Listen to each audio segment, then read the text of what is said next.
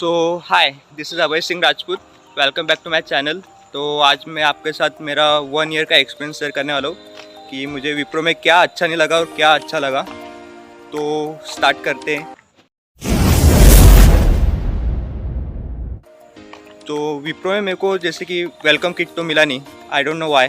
तो अभी के जो बैच है 2022 वो लोग को वेलकम किट मिला है और भी अच्छे से चीज़ें मिले, पर हमें तो मिले नहीं कुछ। तो इसका भी मुझे थोड़ा बुरा लगा है। और नेक्स्ट बात ये है कि अभी वो लोग को मतलब सेकेंड मंथ में ही वो लोग को ये मिल रहा है जो जॉइनिंग बोनस, पर हमारे केस में हमें 11 मंथ के बाद हमें जॉइनिंग बोनस मिल रहा है। I don't know why.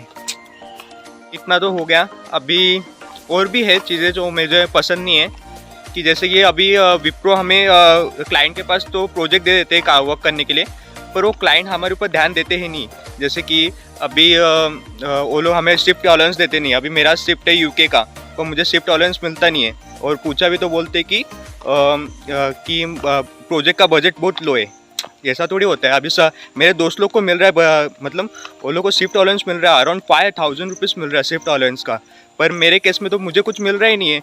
तो ये भी मुझे थोड़ा अच्छा नहीं लगा। विप्रो को ऐसा ध्यान देना पड़ेगा ऐसा क्लाइंट के ऊपर भी। और एक बात है कि विप्रो कंपनी तो है इंडिया का, पर हॉलीडे देती नहीं है। मतलब इंडियन फेस्टिवल भी हॉलीडे नहीं देती है। ऐसा कैसा? अभी रक्षाबंधन को भी हॉलीडे नहीं है ऑफिशियली।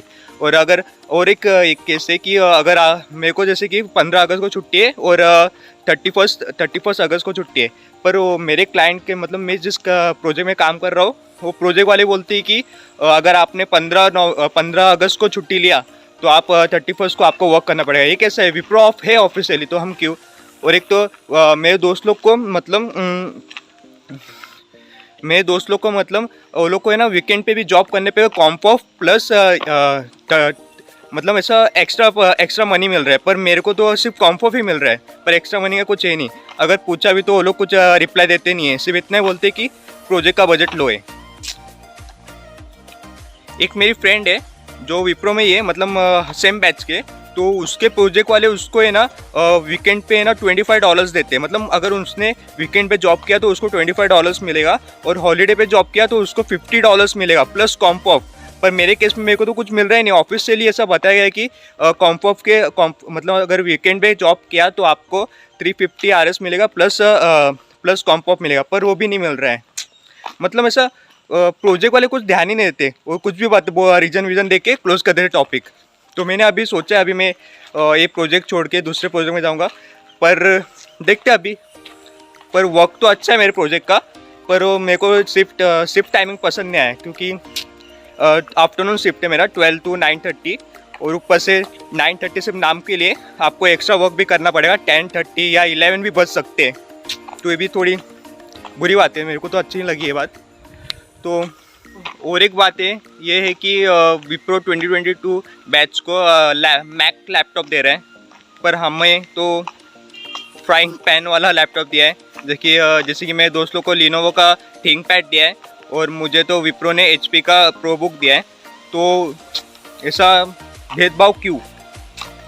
फिर इधर हल्का बारिश हो रहा है, तो मैं तो पूरा भीग गया हूँ अभी थोड़ा। तो अभी घर पे आके मैं कंटिन्यू करूँगा वीडियो, और आपको और भी बताऊंगा पॉइंट्स कि क्यों मुझे पसंद नहीं है और क्यों मुझे पसंद है विप्रो। चलो फिर मिलते हैं अभी घर पे ही। Step 1, wake up early, gonna rise with the sun. Step 2, get some food in you. Step 3, think real hard about what you wanna be. Step 4, everybody just do your thing. Wake up, today's gonna be a good day.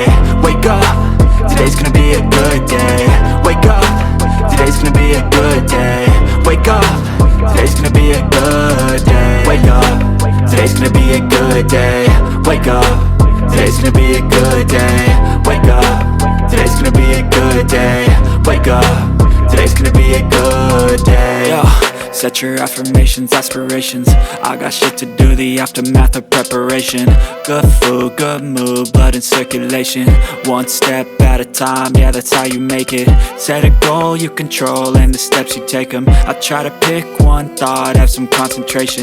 And if I make a mistake, it's called education. I try to do this every day, call it replication. Wake up, today's gonna be a good day. Wake up, today's gonna be a good day. Wake up, today's gonna be a good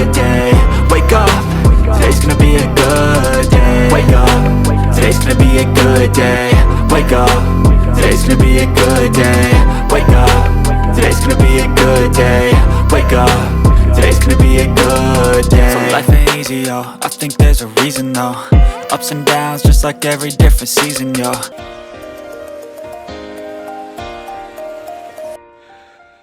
फिर fresh fresh तो हो गया मैं, तो अभी blog continue करते हैं। जैसे कि अभी मैं आपको बताऊंगा कि प्रोजेक्ट तो अच्छा है मेरा, पर प्रोजेक्ट में मेरे को मतलब अलाउंस मिलता नहीं, पर मेरे को स्किल डेवलप करने को मिल रहा है, तो भी एक अच्छा है मेरे लिए। पर अगर अलाउंस के साथ मेरे को स्किल डेवलप करने को मिलता तो और अच्छा हो लगता मुझे, क्योंकि सैलरी तो बहुत कम है, तो अलाउंस से हमारा सैलरी में थोड़ा इफेक्ट आता और तो सैलरी डिक्रीज होता, तो ये भी एक है पॉइंट। और अगर मैंने प्रोजेक्ट भी छोड़ा तो मैं शायद से 2-3 मंथ के लिए तो बेंच पे रहूँगा। तो अभी वही सोच रहा हूँ मैं कि अगर मेरे को दूसरे प्रोजेक्ट के एचआर का मैसेज या कुछ रिप्लाई वगैरह आया तो मैं प्रोजेक्ट छोड़ सकता हूँ, पर तब के लिए मैं अपना प्रोजेक्ट कंटिन्यू करूँगा। और नेक्स्ट बात ये है कि विप्रो का लोकेशन का भी मेरे को थोड़ा अच्छा नहीं लगा, क्योंकि वो लोकेशन रैंडमली देते हैं। जैसे कि अभी नियरेस्ट लोकेशन देते तो और अच्छा होता था कि लोग नियरेस्ट ऑफिस में जाते थे, वर्क करते थे और वर्क फ्रॉम ऑफिस में, पर ऐसा नहीं है, क्योंकि हमें दूसरे स्टेट में जाके वापस उधर सेटल करना पड़ेगा, उसका पीजी का खर्चा वर्चा वो सब मतलब जमेगा नहीं, क्योंकि सैलरी बहुत कम है वैसा। और ट्रेनिंग भी तो बहुत मतलब 2 मंथ का ट्रेनिंग है, वो भी रैंडमली देते हैं वो लोग ट्रेनिंग, कि हमें कुछ है नहीं कि स्ट्रीम हम सिलेक्ट कर सकते हैं, ऐसा वो लोग रैंडमली देते हैं। जैसे कि मुझे ट्रेनिंग मिला था .NET पे, पर मुझे प्रोजेक्ट एलोकेट हुआ कोर जावा पे, तो ये भी मुझे कुछ समझ में नहीं आया ऐसा क्यों हो रहा है। अगर आपने ट्रेनिंग दिया .NET पे तो आपको प्रोजेक्ट भी देना चाहिए .NET रिलेटेड ही, अगर दूसरे स्ट्रीम में सब। पर वो तो सब कंपनी का हालत है, क्योंकि वो रैंडमली वो लोग लोकेशन और ट्रेनिंग वगैरह देते हैं। तो ये सेम मतलब विप्रो का ही नहीं है, सब कंपनी का, सब IT कंपनी में है, क्योंकि मेरे दोस्त लोग भी TCS में, वो लोग ने मुझे सेम बताया था कि TCS में भी ऐसे ही होता है। तो इतना ही नहीं है, सिर्फ अच्छी बात यह है कि विप्रो हमें एमटेक प्रोवाइड करता है, एमटेक का स्टडी वगैरह, वो भी मुझे बहुत अच्छा लगा, क्योंकि दूसरी कंपनी कोई देती नहीं है। अभी विप्रो का देख के माइंडस्वीप भी सेम पॉलिसी यूज़ कर रहे हैं कि वो लोग भी एमटेक का ही दे रहे हैं, पर विप्रो का एक भी है कि वो मोस्ट टॉप ऑफ यूनिवर्सिटी से दे रही है, मतलब ना बिट्स पिलाने से एमटेक की डिग्री प्रोवाइड कर रही है, मतलब एक तरह का वो हम पे बहुत सारे पैसे भी इन्वेस्ट कर रहे हैं, तो ये भी अच्छा है। फिर जो लोग सिलेक्ट नहीं होते विप्रो में, तो वो लोग ये एमटेक के डिग्री के ऊपर कुछ इशू बनाते हैं कि ये डिग्री का सर्टिफिकेट होता मतलब दूसरे कंपनी में वैलिड नहीं है, ऐसा वगैरह वगैरह। पर जो सिलेक्ट होके वो लोग ने एमटेक किया, वो लोग ऐसा कभी नहीं बोलेंगे कि ये अनवैलिड है एमटेक का डिग्री।